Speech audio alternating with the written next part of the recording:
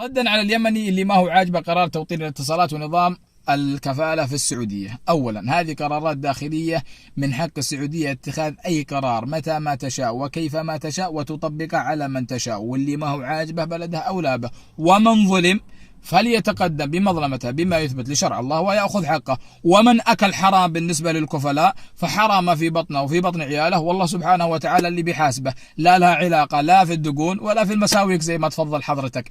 أما بالنسبة لعفاش فعفاش خدعنا فيه كما خدعتم أنتم اليمنيين فيه.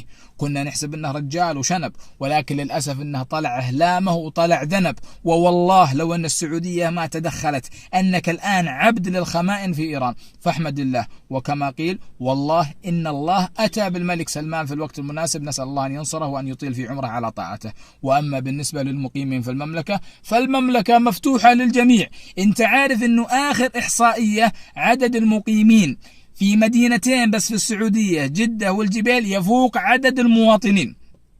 السعودية تضم أكثر من 200 جنسية، كلهم يعاملون سواسية، إلا أنه في بعض التسهيلات لإخواننا اليمنيين والسوريين والفلسطينيين نظرا لظروف الحرب عندهم، نسأل الله أن يرفع عنهم وأن يلطف بإخواننا المسلمين المستضعفين فيهم.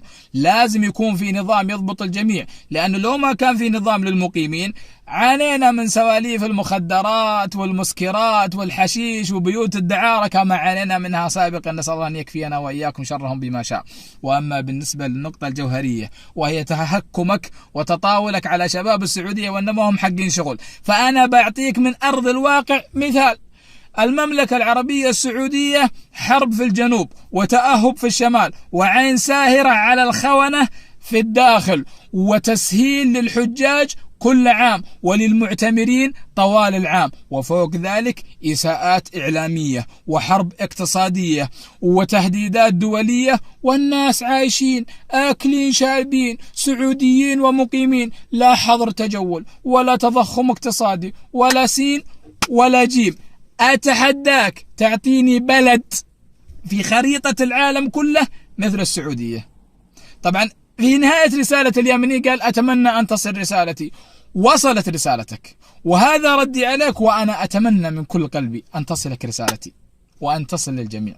أسأل الله العظيم رب العرش الكريم أن يعز الإسلام والمسلمين وأن يذل المشركين الكافرين المعتدين، وعلى رأسهم الروافض الكفرة القتلة. والسلام عليكم.